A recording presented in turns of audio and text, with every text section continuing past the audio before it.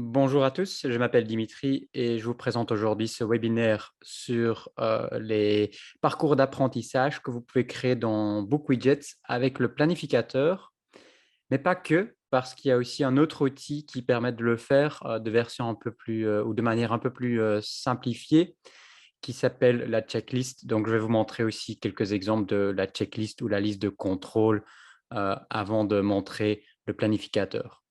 Pour vous situer, les deux types de widgets dont je viens de parler se trouvent bien sûr dans la bibliothèque des widgets. Donc, lorsque vous créez un nouveau widget, il se trouve tout en fin de la liste. Tout à la fin, vous avez la liste de contrôle et le planificateur. D'ailleurs, ce sont deux widgets, comme vous le voyez, qui permettent le suivi en direct des élèves via la fonction live.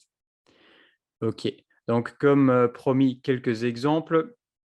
D'abord, de la checklist ou la liste de contrôle. J'ai un premier exemple ici d'une liste de contrôle pour une excursion. On part aux États-Unis dans les Everglades, un parc national où il y a beaucoup de moustiques. Et donc, les élèves doivent emporter toutes ces choses-là. Et ils peuvent eux-mêmes, au moment où ils font leur sac pour l'excursion, ils peuvent indiquer ce qu'ils ont comme matériel, ce qu'ils ont déjà dans leur sac.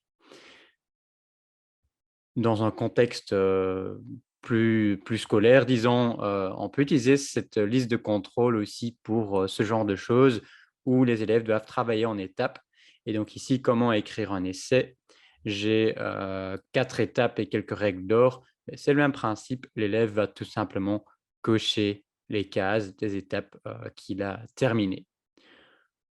Voilà, donc ça, c'est la checklist, ou la liste de contrôle, et pour vous montrer comment la paramétrer, beh, j'ai ici, la possibilité d'en faire une copie dans mon compte et vous allez voir que c'est vraiment simple. C'est peut-être le widget le plus simple à paramétrer dans BookWidget parce que vous faites tout simplement une liste des tâches, chaque nouvelle tâche sur une nouvelle ligne, et s'il y a des tâches, des sous-tâches comme vous l'avez vu avec les règles d'or, il faut juste mettre un trait d'union et il va le reconnaître automatiquement. Et à part ça, il n'y a pas grand-chose, à paramétrer. Vous pouvez paramétrer des instructions, autoriser le partage. Le dernier est quand même intéressant, mais il est activé par défaut. Enregistrer et restaurer les réponses.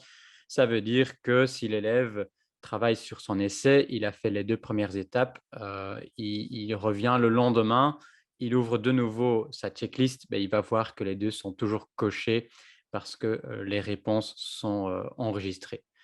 Mais donc à part ça, il n'y a pas grand-chose à paramétrer dans, la liste de contrôle ou la checklist. Par contre, c'est assez limité aussi au niveau des possibilités, mais parfois ça peut servir, hein. Donc, si c'est juste ça que vous cherchez, beh, en quelques minutes, vous pouvez créer ce genre de liste.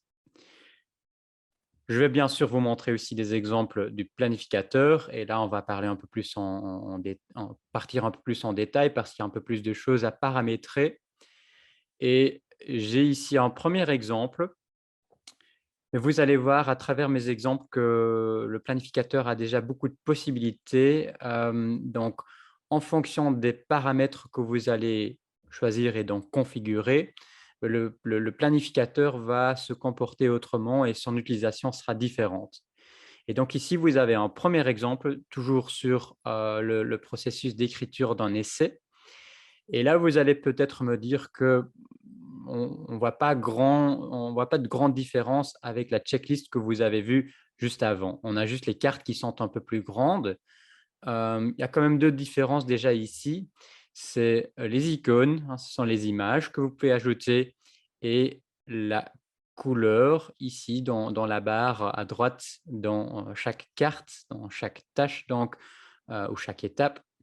C'est, où ce sont les catégories. Donc, on peut paramétrer des couleurs qui correspondent à des catégories qui, à leur tour, correspondent soit à, une partie du travail, soit à une certaine compétence, on va le voir dans les autres exemples, ou à autre chose. C'est un peu à vous de voir la signification que vous donnez à ces couleurs-là.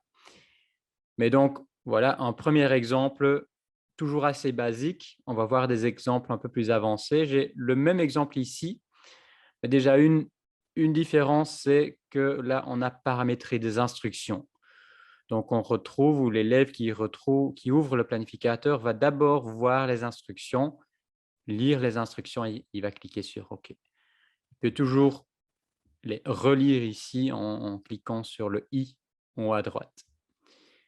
Et là, c'est un exemple un peu plus avancé parce que pour certaines étapes, vous voyez une petite flèche en haut à droite dans l'image. Ça veut dire qu'il y a un lien. Et ça peut être un lien vers un site externe, ça peut être un lien vers un widget. Donc ici, j'ai un lien vers un widget.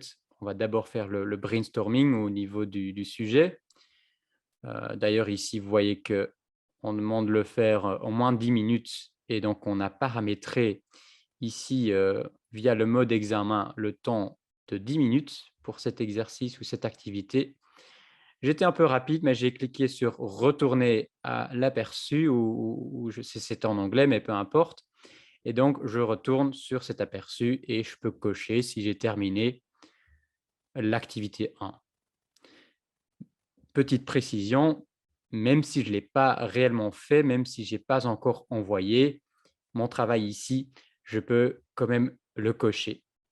Ça, je tiens quand même à le préciser, c'est pas automatique, ça reste un peu, en quelque sorte, la responsabilité de l'élève de dire: «OK, j'ai terminé cette étape-là et donc je passe à l'étape suivante».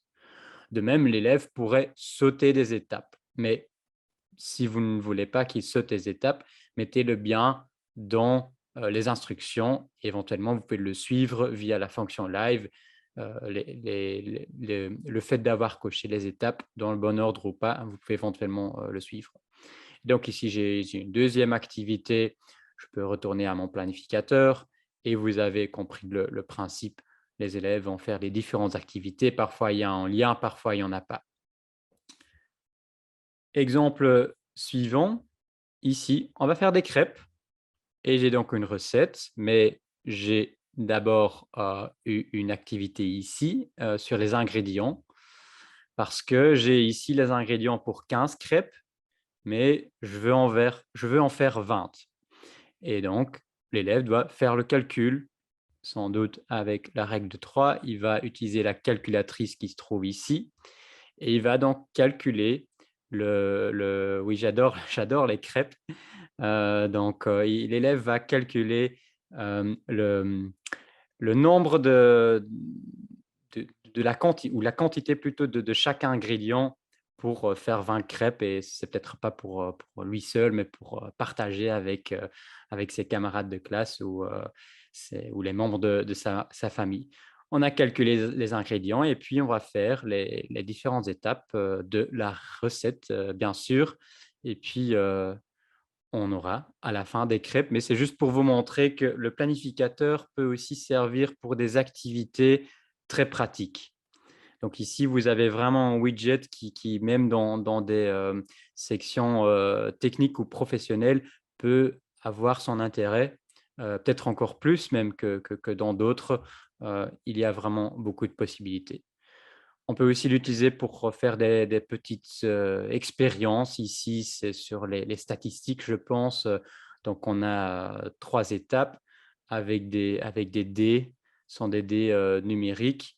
On va le faire ici, je ne sais pas, je pense, qu'ils doivent le faire au moins, 50 fois, et puis faire un tableau avec, OK, sur les, 50 fois, on a eu, 12 fois un total de 5 par exemple. Et à la fin, ils vont, tirer des conclusions dans ce planificateur-là. Exemple suivant, c'est un très bel exemple sur la littérature française, avec un widget par siècle et donc l'élève va cliquer ici sur l'image pour le Moyen Âge. Il y a des vidéos avec la musique, des, exercices. Donc ici, c'est une feuille de travail avec plein de documents, images, vidéos, mais aussi des exercices comme ici où, les élèves doivent mettre les phrases dans le bon ordre et ainsi de suite. Et donc l'élève va retourner à l'aperçu, va cocher celui-là et va passer au suivant. Ce sont des exercices assez développés et qui vont prendre un certain temps à compléter, vous le voyez ici. Donc, ici, ce planificateur, ce n'est pas une activité qu'on va faire en 1 ou 2 séquences de cours, hein. C'est peut-être pour tout un trimestre ou même toute une année où l'élève, au fur et à mesure, va revenir euh, pendant les différents cours ou les moments où il travaille indépendamment et il va cocher les différentes étapes. Et ce que j'aime vraiment bien ici dans cet exemple-ci, c'est il y a une sorte de conclusion avec une ligne de temps à la fin que les élèves doivent compléter sur base de tout ce qu'ils ont appris dans les widgets précédents. Voilà.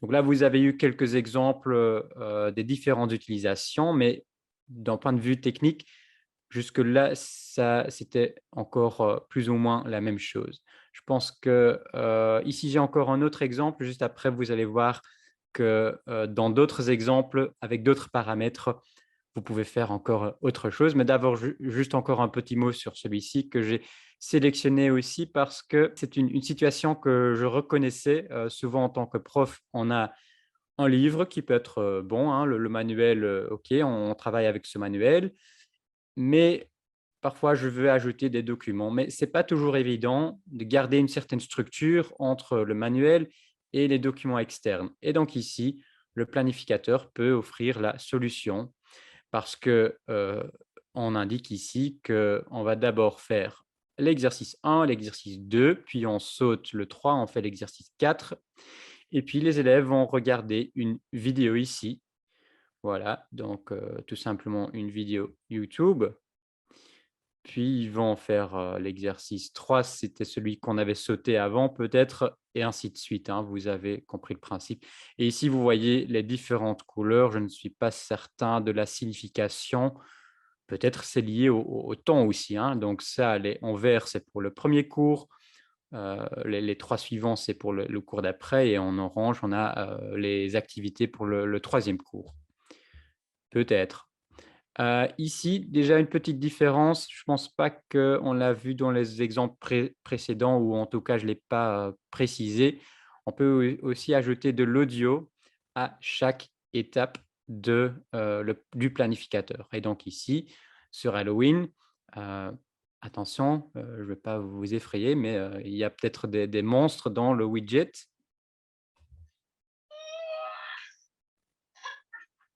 Voilà.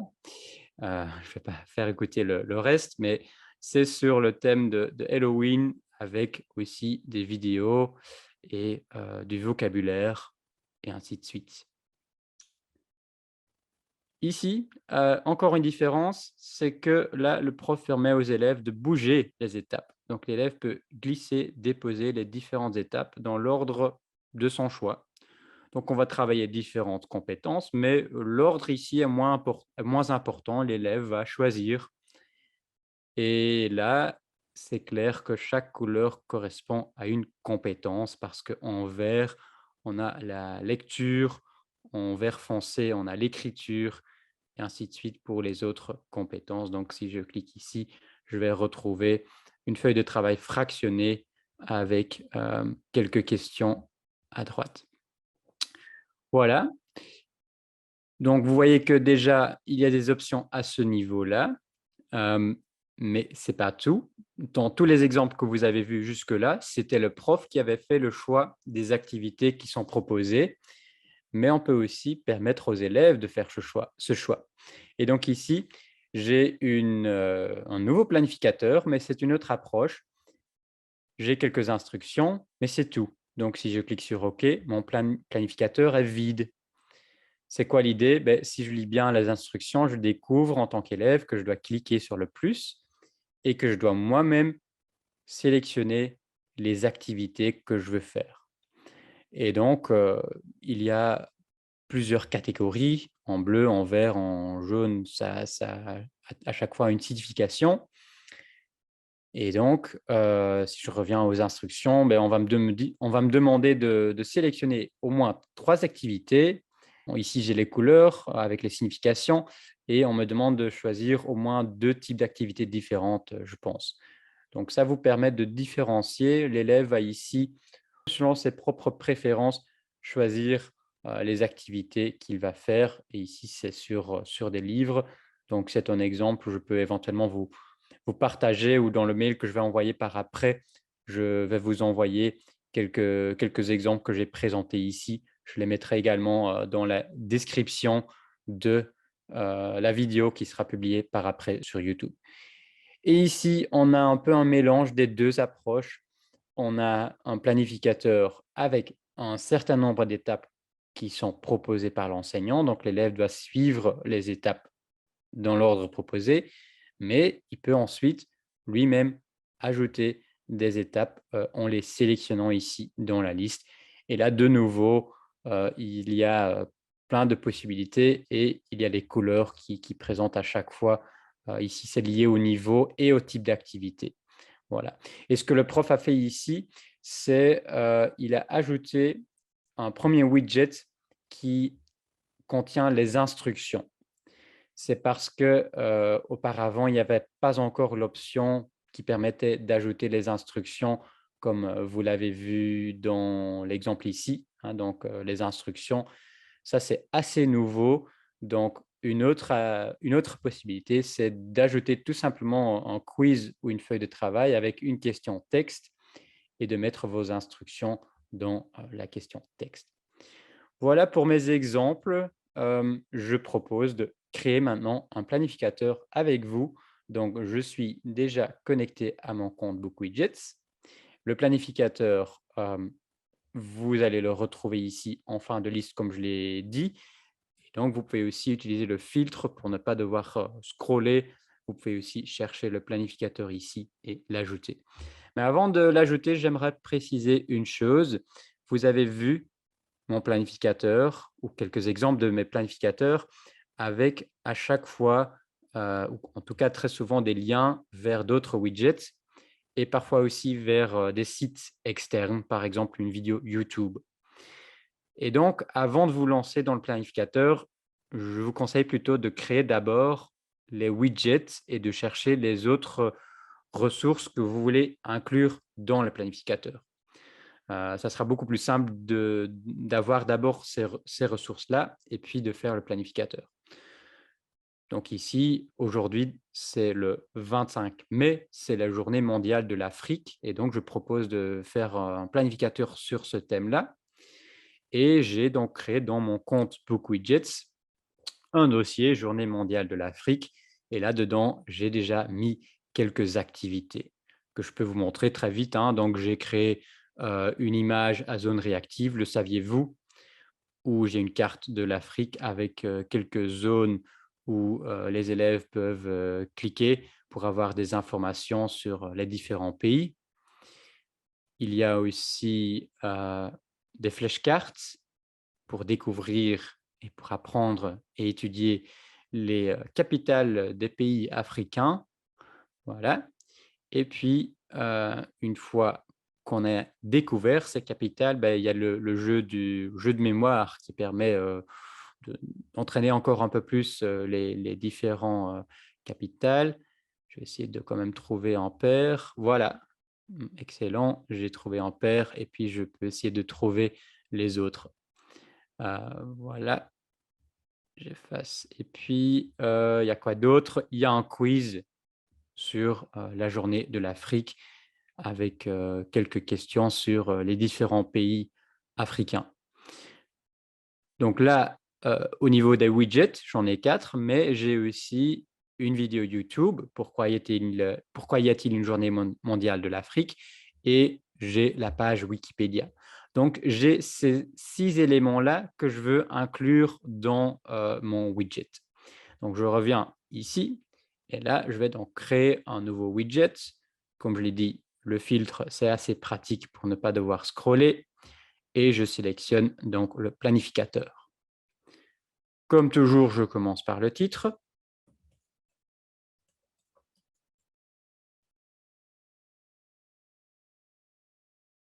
On peut ajouter une description ici. C'est une description qui est visible uniquement pour le prof. Imaginons que j'ai 2 classes et que je veux faire 2 versions de mon planificateur. Donc, je vais faire une première version et je la fais pour ma classe 1A. Je peux le mettre ici. Ça ne sera jamais visible pour les élèves. Tout à l'heure, on va le voir dans la liste. Donc, ça peut être pratique. D'ailleurs, un peu dans le même sens, on a ajouté la partie « à propos » qui peut être pratique aussi et qui n'est jamais visible pour les élèves. C'est pour des notes personnelles. Par exemple, si vous faites ce planificateur et vous l'utilisez en classe, les élèves en moyenne complètent le planificateur en 35 minutes. C'est une information intéressante pour l'année d'après. Donc, je le note ici. L'année d'après, je réutilise mon planificateur et je peux aller relire dans la partie « à propos » mes notes. Ou si vous partagez quelque chose dans un groupe, parce que cette option-là existe désormais pour tous les widgets, vous pouvez ici ajouter des informations ou peut-être même votre nom ou votre adresse mail pour ceux qui auraient des questions sur le widget pour permettre aux autres profs de vous contacter. Voilà. Mais c'est une petite digression pour entrer dans le vif du sujet. Pour créer mon planificateur, normalement, quand on crée un widget, je dis toujours qu'il faut commencer en haut, ce qu'on a fait avec le titre, et puis suivre les différents onglets dans l'ordre proposé. Le planificateur est un peu une exception parce qu'on va d'abord dans les tâches prédéfinies. Donc, on saute pour l'instant la partie générale. La base du planificateur, c'est la partie tâches prédéfinies. Et donc ici, vous allez ajouter les tâches, c'est-à-dire les différentes parties, les différentes étapes que les élèves vont retrouver dans le planificateur. Imaginons qu'on va ajouter comme première étape, je vais prendre la vidéo YouTube. C'est pas mal pour commencer. Et donc, je dois ajouter le libellé. Le libellé, c'est l'instruction ou le texte qui apparaît dans la petite carte de cette étape-là. Donc, généralement, je conseille de ne pas mettre trop de texte, sinon ça devient un peu lourd. Donc, je vais tout simplement mettre vidéo. Et puis, je dois indiquer à quelle catégorie ça appartient. La catégorie, souvenez-vous, c'était pour indiquer quel type de compétences ou quel niveau de difficulté ou autre chose. C'est un peu à vous de voir, à vous de donner un sens aux catégories. Donc, vous ne pouvez pas changer les noms ici. Ça reste 1, 2, 3, 4. Vous pouvez changer tout à l'heure les couleurs, mais le sens que vous allez donner à cette catégorie, c'est à vous de choisir. C'est éventuellement quelque chose que vous pourriez noter dans la partie « à propos », pourquoi pas. Voilà, donc je laisse sur catégorie 1. Image, je ne mets pas. L'extrait audio, on pourrait le faire ici, comme vous l'avez vu dans mes exemples. L'extrait audio, comme toujours, vous pouvez choisir un fichier sur votre ordinateur ou sur Google Drive, mais c'est plus simple, ou si vous ne l'avez pas encore, en tout cas, c'est plus simple de l'enregistrer directement ici. Voilà, je vais très vite le faire. Cliquez sur la flèche pour regarder la vidéo. Voilà. Cliquez sur OK, on va dire que c'est bon, donc j'accepte. Et puis, je vais ajouter un lien, mais c'est facultatif. Vous avez vu que parfois, il y a des étapes qui n'ont pas de lien. Ici, je vais prendre tout simplement le lien de la vidéo YouTube. Je reviens sur mon planificateur et j'ajoute le lien ici. Voilà. Et puis, dernière option pour cette étape-ci, ouvrir le lien dans un nouvel onglet. Ça peut être pratique, surtout pour des liens externes. Sinon, les élèves parfois perdent le planificateur, donc je vais cocher l'option là. Voilà. Comme toujours, on peut regarder dans l'aperçu, mais on ne va pas encore voir grand-chose. Le planificateur est vide, c'est normal.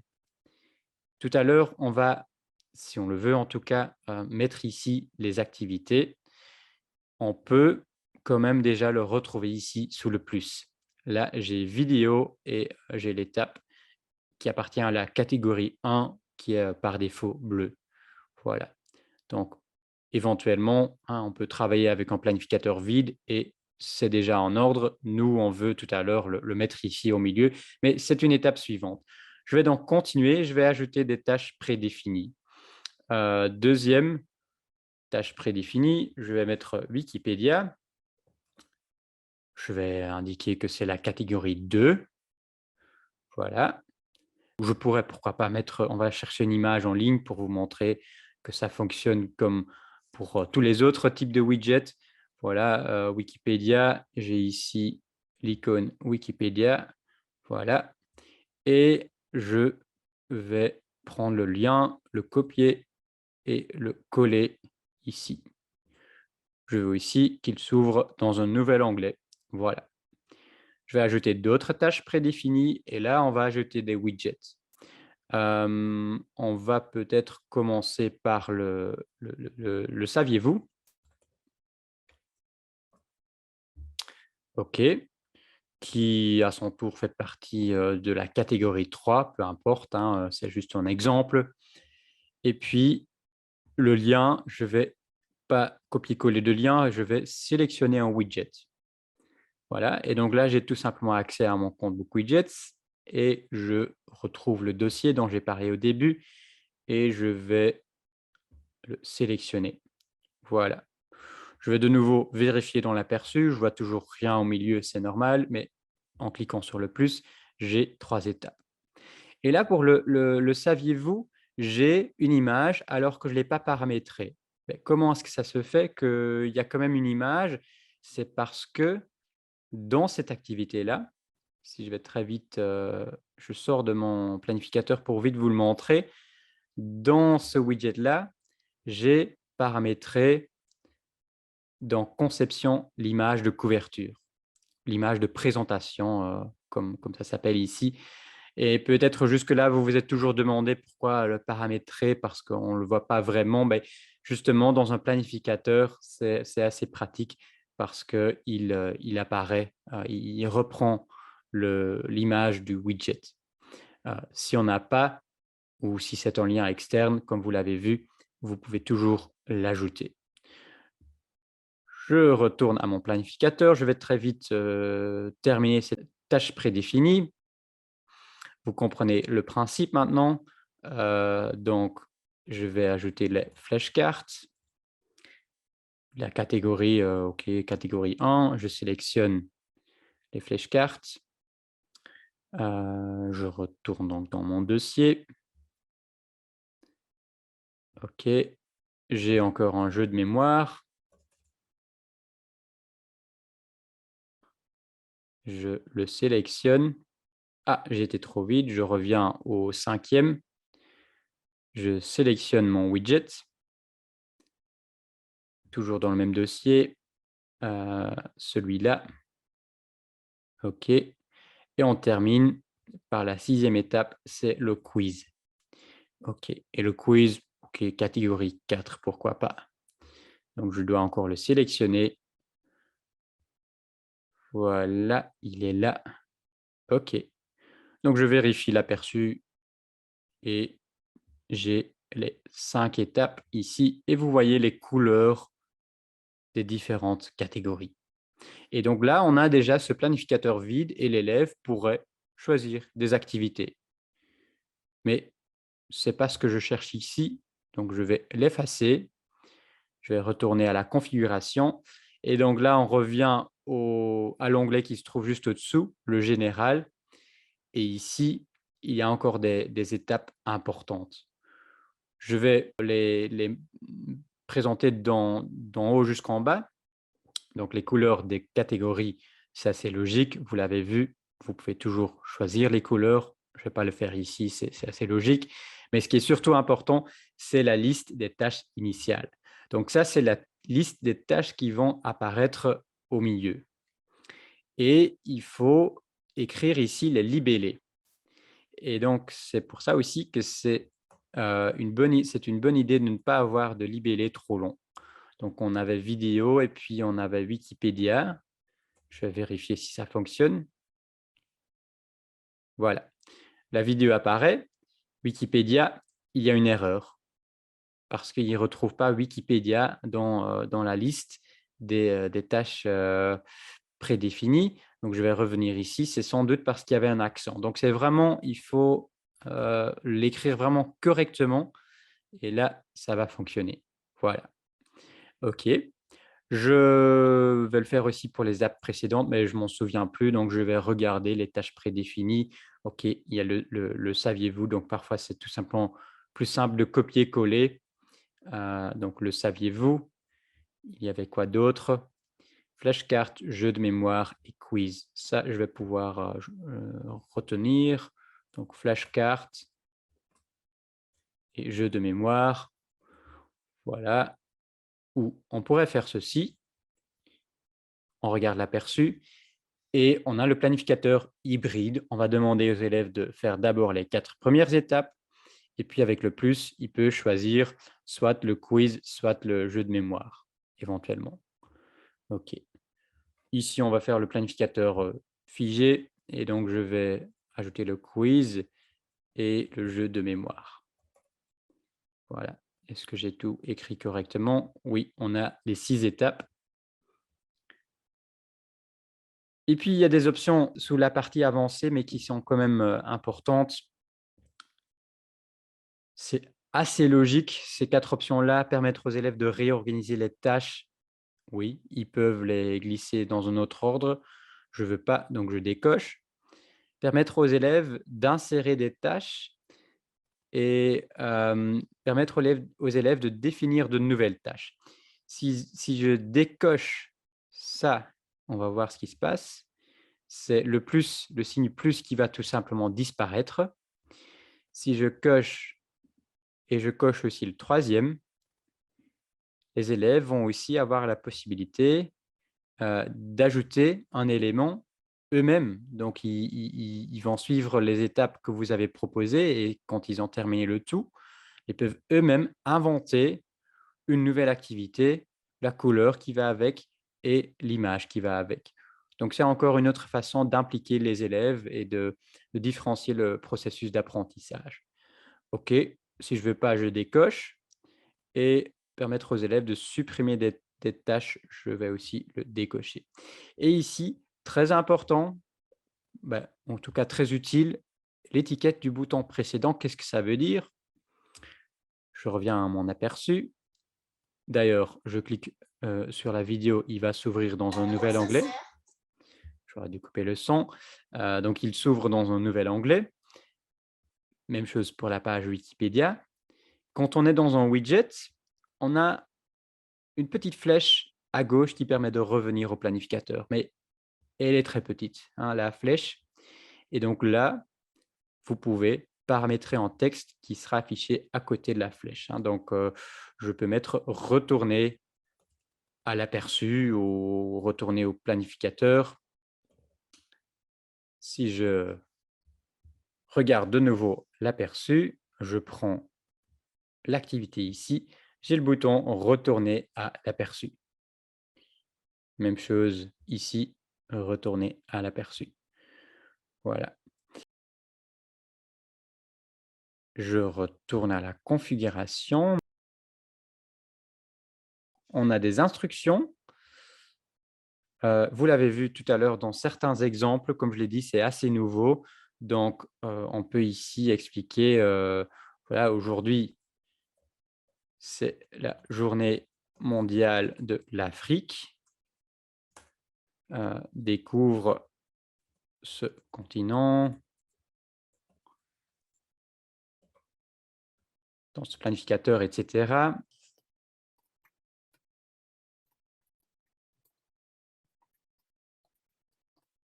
Voilà, par exemple, hein, cochez les étapes qui sont terminées et suivez-les dans l'ordre proposé. Vous pouvez ajouter des images, des vidéos, même du son ou des liens vers d'autres sites dans ces instructions. Et ces instructions, vous l'avez vu, vont apparaître directement quand l'élève ouvre l'activité. Donc, il n'y a pas moyen de louper, hein. Il n'y a pas moyen de dire: «Je n'ai pas vu les instructions». Il y a peut-être moyen de dire: «Je n'ai pas lu les instructions et j'ai cliqué sur OK». Mais en tout cas, les instructions apparaissent toujours ici et on peut toujours les réouvrir en cliquant sur, le bouton en haut à droite. Les instructions donc, enregistrer et restaurer les réponses. Ben, pour vous faire la preuve, je vais dans l'aperçu, je coche les 3 premières étapes, je quitte, je reviens et les 3 premières étapes sont toujours cochées. Voilà. Donc c'est assez logique, c'est coché par défaut, mais c'est intéressant. C'est, très utile. Je pense que dans la plupart des cas, vous ne voulez pas le décocher. Les tâches prédéfinies, on l'a fait, on peut toujours en ajouter ici par après. Il suffit alors de mettre à jour le planificateur si vous l'avez déjà partagé. Compte élève, normalement, vous ne devez pas le paramétrer. Localisation permet de changer la langue du widget. Et puis, dans la partie conception, là aussi, vous pouvez paramétrer une image de présentation qui ne sera pas vraiment visible, sauf si vous partagez ce widget ailleurs, hein, peut-être si vous le partagez sur Facebook, par exemple, c'est l'image de présentation qui sera affichée comme image à côté du lien. OK, donc voilà, on a fait le tour pour tout ce qui concerne la création du planificateur. Je ne sais pas si vous avez des questions, n'hésitez pas à les poser dans le chat. Si ça vous inspire, n'hésitez pas non plus à le préciser, hein, c'est toujours chouette à savoir. Peut-être encore 2-3 choses à préciser quand on va partager le planificateur, et ça c'est tout l'avantage bien sûr du planificateur, mais on va le partager ici et on le partage une seule fois, c'est-à-dire on partage juste le lien du planificateur. On ne doit pas partager le lien de tous les widgets qui se trouvent dedans. Donc, on partage juste le lien principal du planificateur et ça, c'est un autre avantage pour l'élève, hein, à part le fait d'avoir une belle structure, il va aussi retrouver tous les liens des différents widgets qui sont proposés ici. Donc, ça pour le partage. Et autre chose importante, donc ici, je parlais de partage avec les élèves. On peut aussi partager un widget avec des collègues, bien sûr, via les groupes. Et là, il y a quand même une remarque importante pour vous montrer l'exemple sur la littérature française que je vous ai montré. Je l'ai trouvé dans ce groupe ici des profs de français en Flandre. Il y a là, si je ne me trompe pas, un dossier 3e degré, c'est ça, où il y a quelque part un dossier littérature.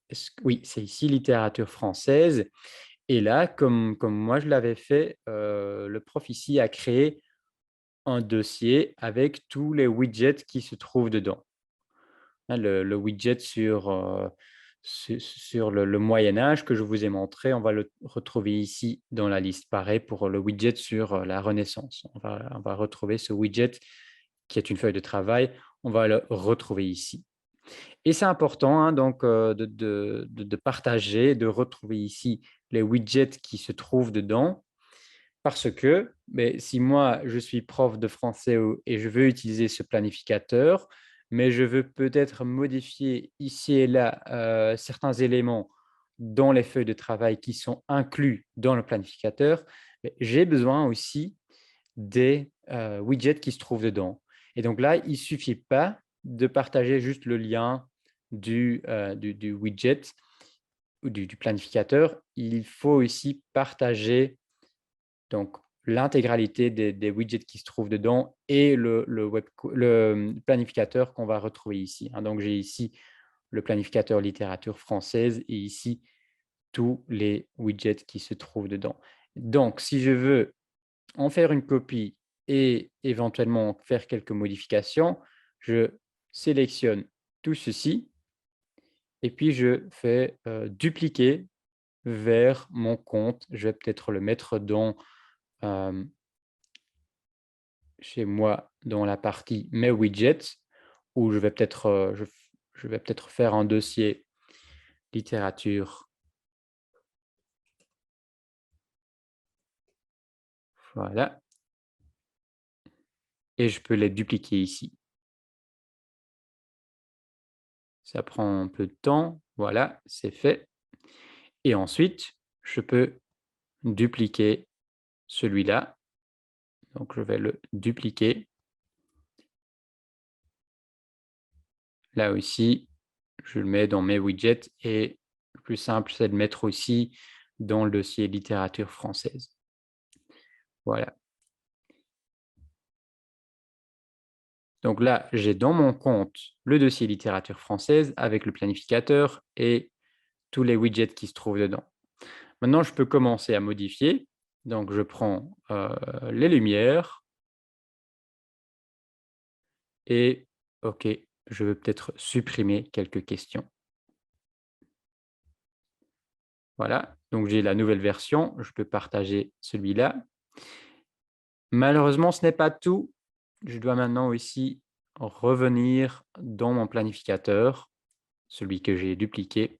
Donc, je vais vers mon planificateur ici et c'était quoi? J'avais modifié, je pense, la renaissance. Donc, je vais sur les tâches prédéfinies. Je vais ici chercher le dossier ou l'activité en question, l'étape en question dans les tâches prédéfinies et je vais sélectionner la nouvelle version du widget. Donc ça, c'est quand même important parce que si je ne modifie pas, mais le widget qui reste dedans ici, c'est la version créée initialement par le prof qui l'avait partagé dans le groupe. Donc, c'était peut-être un peu compliqué, j'espère pas trop compliqué, mais je vous dirais, si vous trouvez un planificateur intéressant dans un groupe, cherchez surtout aussi les widgets qui sont inclus, parce qu'il faut avoir ces widgets aussi. Dupliquez le tout vers votre compte et une fois que vous êtes là, vous pouvez commencer à modifier, mais n'oubliez pas d'aller dans le planificateur et de changer aussi les liens des tâches prédéfinies et de sélectionner les nouvelles versions des widgets. Voilà. Dans l'autre sens, bien sûr, si vous avez un chouette planificateur que vous voulez partager avec des collègues, il faut aussi aller, par exemple, je vais retrouver ici mon exemple sur les crêpes. Je veux le partager avec d'autres profs dans un groupe.